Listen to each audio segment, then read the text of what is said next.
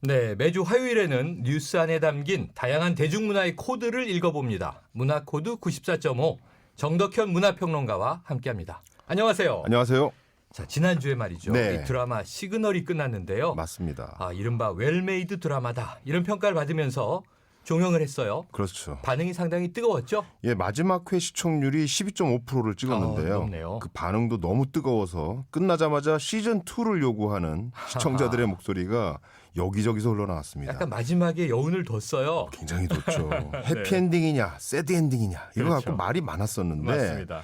이 시그널은 적절하게 그 균형점을 잘 보여주면서 시즌 2에 대한 기대감도 만들어내는 엔딩을 보여줬습니다. 네. 사실 이 드라마가 그렇게 쉬운 드라마는 아니거든요. 맞아요. 잠시도 눈을 돌릴 수 없을 정도로 드라마 밀도가 굉장히 높고요. 완성도도 대단히 뛰어납니다. 그런데도 이렇게 높은 시청률에 화제성까지 걷어갔다는 건 실로 놀라운 일이라고 생각됩니다. 네. 자, 하지만요. 우리 드라마를 보면 잘 만들어진 드라마만 있는 것은 아니죠. 그렇죠. 바로 이 막장 드라마 논란인데요. 네네. 이 최근에는 내 딸 금사월이 방송통신심의위원회에서 네. 세 번째 법정 제재를 받았더라고요. 예, 사실 올해 들어서 방송통신심의위원회에서 이 막장 드라마에 대한 심도 높은 논의들이 좀 있었습니다. 네. 더 이상 그 폐해를 방치할 수 없다는 그런 입장이었는데요. 네네. 지난 10일 내 딸 금사월에 대한 세 번째 법정 제재가 나왔습니다. 이 자극적인 장면들이 청소년 보호 시청 시간대를 포함해서 방송됐다는 거하고 과도한 간접 광고를 내보냈다는 게 그 이유입니다. 네. 이 법정 제재는 관계자에 대한 징계가 포함되는 좀 강도 높은 제재라고 네. 볼 수 있는데요. 지난 2월 16일에 MBC 드라마국장은 기자간담회를 통해서 올해 MBC 드라마 라인업을 이제 소개했는데 그때 네. 이 내 딸 금사월에 대해서 가벼운 시트콤 같은 오락 드라마라고 얘기하기도 했습니다. 네. 대중들은 결코 그렇게 보고 있지 않는 것 같습니다. 시간, 해운적인 네. 이야기까지 나오는 드라마 가볍게 보기 쉽지 않겠죠. 이게 시각이 많이 다르네요. 그렇죠. 자, 임성환 작가의 이 압구정 백야 네. 방송통신위원회의 징계 처분에 MBC가 불복하면서 네. 정식 소송을 제기했었는데요. 맞죠. 법원이 제재가 정당하다 이런 판결을 내렸죠. 그렇습니다. 그런데 또 항소를 한다는 얘기가 들리는데 맞아요. 정말이에요? 예, 압구정백야는 이른바 저 막장의 데모라고까지 불리는 이 별명이 임성환 작가의 일일 드라마였는데요. 네. 이미 오로라 공주를 통해서 이 데스노트라고도 불렸죠. 이 캐릭터 죽이기 네네. 이거로 이 막장의 끝을 보여줬던 작가입니다. 결국 이 방심위가 압구정백야에 대해서 이 징계 처분을 내린 게 작년 4월인데 네. 방송사가 이례적으로 이 심의에 불복해서 소송을 냈다는 거죠. 네. 이 시청률만 나오면 뭐 괜찮다는 얘기였는지 모르겠는데요.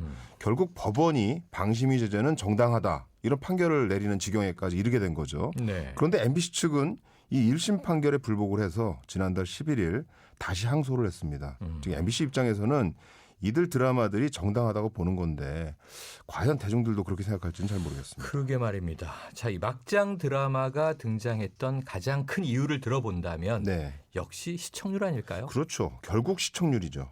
이 김순옥 작가의 아내의 유혹, 이 일일 드라마 시간대 들어와서 무려 40%가 넘는 시청률을 냈었죠. 네. 물론 그 이전에도 임성환 작가나 뭐 문영남 작가 같은 자극적인 드라마를 쓰는 작가들이 나오기도 했었는데 네. 김순옥 작가가 나온 이 아내의 유혹 이후부터 막장 드라마라는 말이 나오게 그래요. 됐습니다. 그러니까 그래요. 완성도나 개연성은 거의 없고 자극으로만 달려가는 드라마라고 볼 수 있는데요. 이런 허술한 드라마가 시청률을 내는 이유는 간단합니다. 네. 그게 기존의 드라마 문법 자체를 파괴하기 때문입니다. 네. 말 그대로 작가 마음대로 인물을 살리고 죽이고 하기 때문에 자극이 이보다 클 수는 없다는 거죠. 마치 이 막장의 어떤 느낌 뭐냐면 싸움 구경에 사람들이 몰리는 것처럼 네. 시청률은 나올 수밖에 없습니다. 이렇게 욕하면서 본다 이런 이야기도 있고요. 맞아요. 최근까지 패러디되고 있지만 얼굴에 점 하나 찍으면 다른 사람이 되잖아요. 대단하죠. 이 가장 적은 비용으로 빠르게 시청자의 호응을 얻을 수 있는 패턴들이 확인되면서 이 막장 드라마의 효용이 높아진 것 아닌가 싶은데요. 자, 막장 드라마의 조건이라고 한다면 어떤 것들이 있을까요? 일단 가족극의 형태를 띱니다. 네. 그런데 이 가족극은 대체로 이 갈등들이 서로에게 상처를 주지만 결국은 화해하는 이야기로 끝나는 거잖아요. 훈훈하게 마무리하죠. 그렇죠. 그런데 이 막장 드라마들은 가족극의 갈등을 거의 범죄 수준으로 끌고 갑니다. 네. 이렇게 되면 금기를 넘어서는 폐륜의 이야기가 나올 수밖에 없는데요. 맞아요. 남편이 아내를 죽이기도 하고 딸이 엄마에게 접근해서 복수를 하기도 합니다. 네. 가족극과 복수극이 이렇게 덧붙여지는 지점에 굉장한 자극이 생겨나는 거죠. 네. 여기에 필수적으로 들어가는 이 드라마 공식 코드들이 있습니다. 뭐 불륜, 불치, 출생의 비밀 뭐 이런 거죠. 네. 뻔해도 워낙 자극적이기 때문에 시선을 잡아끌 수밖에 없습니다. 아니 뭐 과거의 연적이 시어머니와 며느리로 만나고 막 그러더라고요. 맞아요. 네. 예. 자, 시청자들이 보기 때문에 만드는 것 아닌가 이런 또 변명도 할 수 있을지 모르겠습니다만 네. 아니면 좀 독하게 쓰고 만든다. 이런 막장 드라마가 좀 눈길을 사로잡는 마력이 있는 겁니까? 나이가 조금 지긋하신 분들은 이런 드라마의 자극이 눈에 들어온다고 말합니다. 네. 왜냐하면 이분들의 어떤 드라마 시청 패턴은 새로운 이야기보다는 익숙한 이야기에 더 눈이 간다고 하거든요. 네. 그러니까 익숙한 이야기에 무한 반복을 하되 그때그때 더 강한 자극을 요구하기도 한다는 겁니다. 하지만 그렇다고 해서 이런 드라마가 없다면 뭐 누가 보겠습니까? 그러게요. 독하게 자극적으로 쓰겠다면 누구나 볼 수 있게 만들 수 있겠지만 네. 그것이 작가로서는 해서는 안 되는 일이기 때문에 안 하는 겁니다. 네. 이 막장 드라마를 내놓는 방송국이 마치 지상파의 시청층이 그런 드라마를 선호한다. 뭐 이렇게 얘기하면서 내놓는 거 어떻게 보면 이 핑계처럼 그렇죠. 보입니다.